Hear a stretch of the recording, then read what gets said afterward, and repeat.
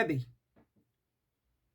R Dovid Speigel, Zecher Tzadik Livracha, R Dovid ben Arav Pinchas Eliyahu, was taken from us, B'Seva Tova, within the 30 days before Pesach, a period of time which is Asr Behesped, in which you're not allowed to eulogize, except, says the Shulchan Aruch in Yoredeya Simon Shin Mem Zayin, if someone died within that period of time, in which a Hesped, of course, is permitted.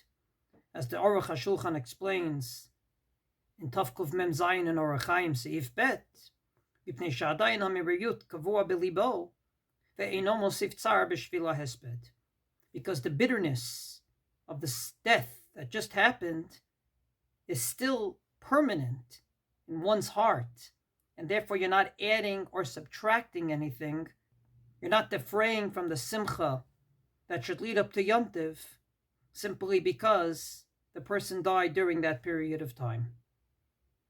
Now you're probably looking at me and asking, how does a person with a knitted kippah, not wearing a white shirt, come to the Rebbe in the Sheteibel in Cederhurst? And the answer is very simple. The Rebbe has and will continue to be my Girsa de Yanuka. There's a famous Gemara in Masechet Shabbos, Daf Kaf Aleph Amud Bet, where the Gemara says two halachos regarding Hanukkah candles, and then the Gemara brings a very strange story. That Rabbi made a statement, Izake, Gemirte Lishmaete Mikara. I only had the merit that I learned this earlier in life. The Gemara says, well, big deal. You learned it later in life. You learned it earlier in life. What's the big deal? V'hagmara, you learned it. The Gemara answers, nafkamina legirsa de yenukta. There's a big difference when you learn something when you're young versus when you learn something when you're older. Explains Rashi on the spot that when you learn something when you're younger, mitkayem yoter mishel zikna, it actually lasts much longer than when you learn it at a later age. As the Mishnah in Avos elaborates in Perek Dalet Mishnah Kaf, Halomed Yeled L'mahu Domev, you teach a young child, what's that like? L'diok tuva ni'ar chadash, fresh piece of paper never written on before, and you write on it. You fill it up with content. V'halomed zaken L'mahu Domev, when you teach adults, what is it like? L'diok tuva ni'ar machuk. It's like taking a piece of paper which had writing on it, you erased it, and now you're writing on it the new writing. And we all know the difference between a nice fresh piece of paper in which you write on versus a piece of paper that had writing on it before, even if you attempted to erase it. In other words, the Mishnah says, when you come with preconceptions, you're not going to learn as much.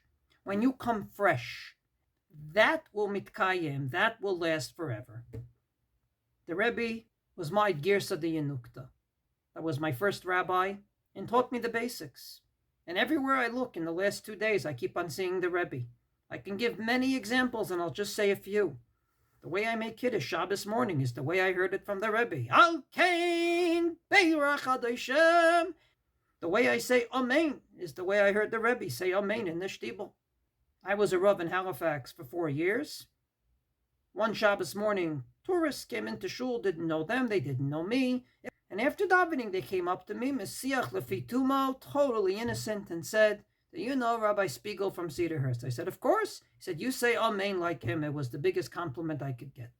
The Zmiros at our family Shabbos table, many of them came from the Rebbe. Libiu, Besari, Tzaveh.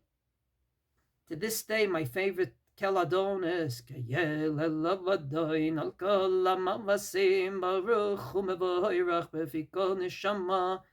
The way the Rebbe used to sing it.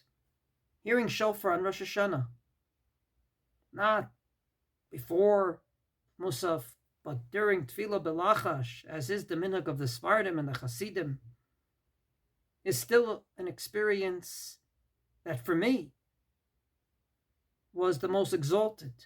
Everyone's quiet, mumbling, and all of a sudden you hear the Rebbe blow shofar.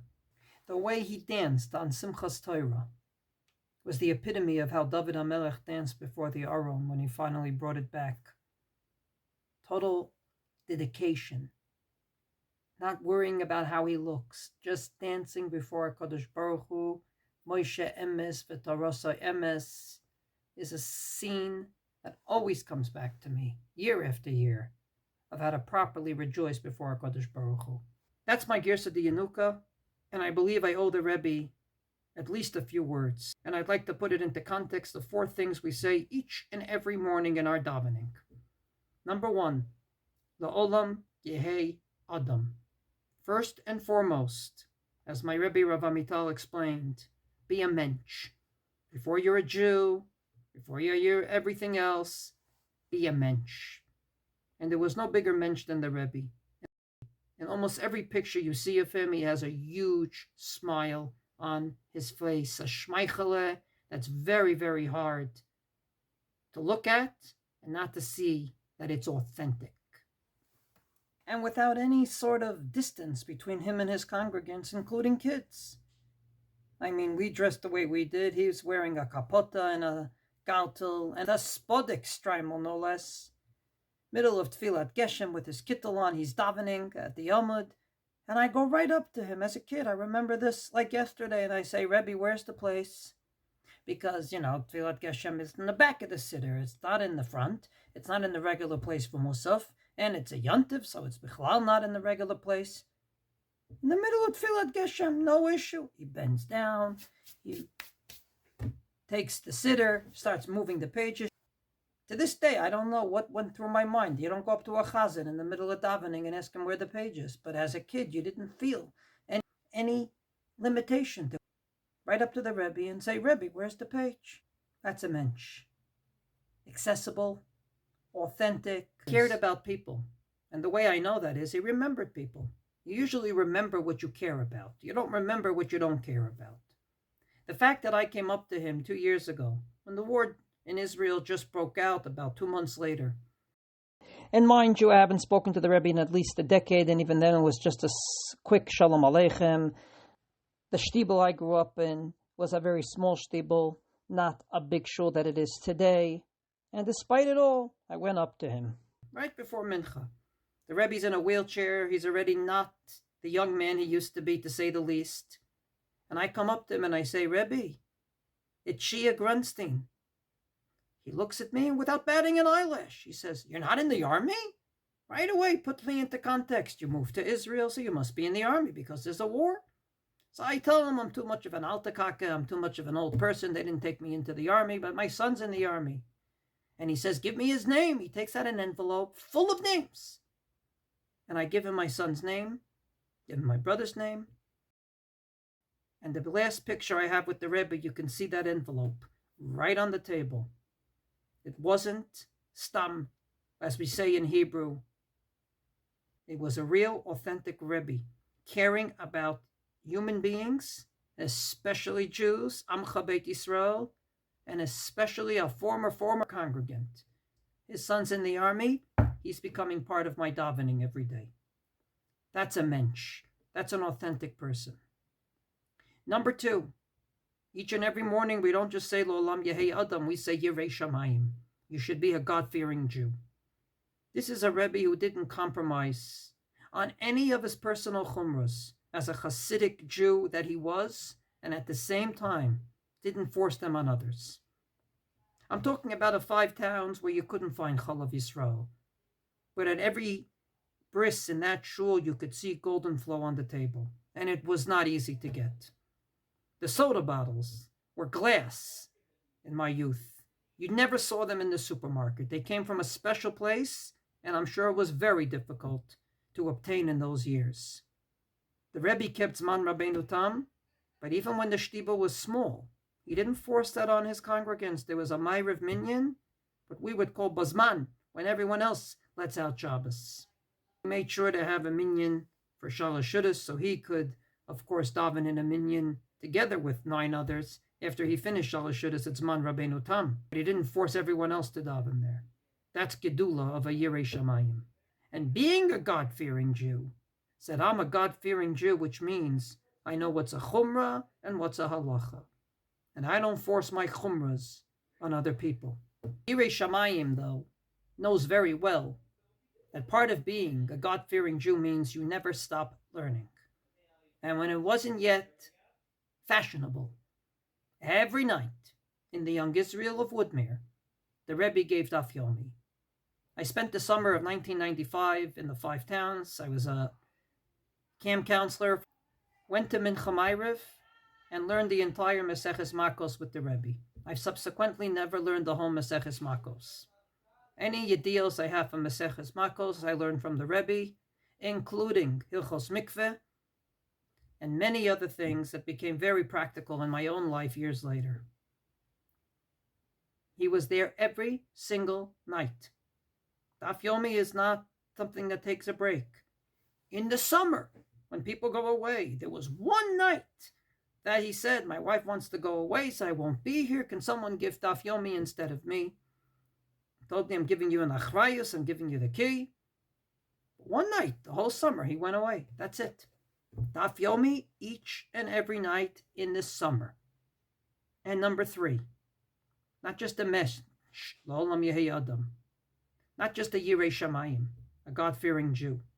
Dover emes b'levavo. He spoke truth in his heart. I recall vividly that my father, Zichron Livracha, told him something, and he said, nah, it can't be. Next time my father saw him, he brought him a Ralbag on the Navi. Now, those that know, the Ralbag wrote a Chamos Hashem, not to be mixed up with the Ramban on the Reef that also called it that. And some people didn't like his Perush. They made fun of it and said it's Milchamot al Hashem, wars against God. Rabbi saw it. Rabbi said, you're right. This is the Ralbag, one of the Rishonim. End of discussion. When he had his first son, after 10 daughters, Shabbos of the Shalom Zachar, his whole family's there. One of the congregants go up to him and say to him, Rebbe, 9 months ago, to the date of the birth of your first son, you were a sandik at my son's bris. Rebbe says, can't be. That was his answer. Next morning, Kriyas Torah, he gives an aliyah to this gentleman. And this congregant says, Rebbe, you have your whole family here. It's only 7 aliyahs. Why are you giving me an aliyah in Shlishi? He said, last night I did the math. And you were right. It was one night I asked him a shayla in the Daf Yomi. And he couldn't answer. And after the Daf Yomi was finished, he asked me for my father's number. I gave him my father's number. I'm going to call your father and I'm going to tell him that tonight you asked me a shayla I couldn't answer. Because that's what a dover emet b'levavo does. When you're truthful, you admit when you give a shir and someone asks you a good shayla that you can't answer.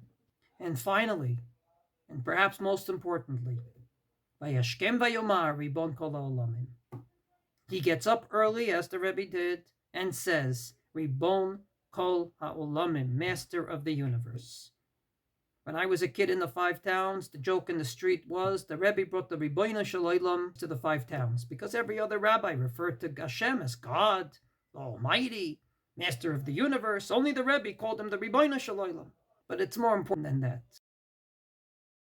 When I published my book, Musings of a Millionaire, this is, I can't even tell you how many decades after I haven't seen the Rebbe. I had to write in the introduction the following words, and I'm happy I was able to give it to the Rebbe. In addition, the image of my first rabbi, the Ostrov Kalshina Rebbe, R Dovid Speigel, standing before God in prayer and song, remains an inspiration even as the years pass. If you saw the Rebbe davening as a chazan or as a congregant, you saw a man speaking to the Ribono Shel Olam. Literally, clenching fists, swaying sometimes, crying sometimes, smiling some other times. It wasn't just saying words. It was what we call davening. And that example was one that I've never seen until I was merited to go to Yeshivat Har Etzion at age 18. And merited to daven with my 2 great Rabbeim, Rav Amital and Rav Lichtenstein, Zichronim Tzadikim Livracha. And when I saw them davening, I finally understood the Gemara in Nida. The Gemara that says that when you're in your mother's womb, The Malach comes, teaches you the whole Torah, then right before you come out, he makes you forget it. So Rav Soloveitchik famously asked, so why teach it to you in the first place? And he answered, because if you were taught it, and then you subsequently taught it again, even if you forgot, it will come back to you. It's somewhere in the back of your mind that comes to your front. Rav Amital stand in davening and do exactly like the Rebbe. To me, it brought back, this is the way to daven. This is the way to stand before the Ribono Shel Olam in davening. You talk to the Ribono Shel Olam in a daily rendezvous, 3 times a day. So when I met the Rebbe for the last time, I told him that I was a Rav in Halifax, and this story happened with the mikveh, and of course the mikveh should be the top of my priorities. And he looked at me as a Talmid Chacham he was, and said, of course, the Chazon Ish says that a mikveh comes before a shul. And then I told him what I did, and how, and what, and he smiled, and he said, you see, now he becomes the Hasidic Rebbe. From Shamayim, they helped you, because you put your priorities straight. And so, I felt it an obligation to give thanks to our Rebbe, who gave me my Girsa de Yanuka, that consisted of 4 things. First and foremost, La'olam Yehei Adam, be a mench. Number 2, be a Yirei Shamayim, be a God-fearing Jew. Vaseter uvagoloi, whether they're looking at you or not. Be always dover emet bilvavo, and know how to admit your mistakes. And finally, vayashkem vayomar, ribon kol ha'olamim. Talk to HaKadosh Baruch Hu authentically, properly. Let him know your anguish and let him know your simchas. Let him know both. Reb Dovid, ben Rav Pinchas Eliyahu, Zecher Tzadik Livracha. I hope and I daven before HaKadosh Baruch Hu that he be a Melitz Yosher at a time where Am Yisrael needs many tefillos, especially here in Eretz Yisrael. He should be a good better for his family of many generations, for his community that grew from a little shtibel to a major shul, and for Am Yisrael, wherever they might be. And may we continue his legacy down here on earth. La'olam, Yehei Adam, Yirei Shamayim, Vaseter uvagaloi, V'dover emet bilvavo, Vayashkem vayomar, Ribon kol ha'olamim. Tiye nafsho tzrura, b'tzrara chayim. Ever you Lord going out all the masim, born of oil of kol haneshama.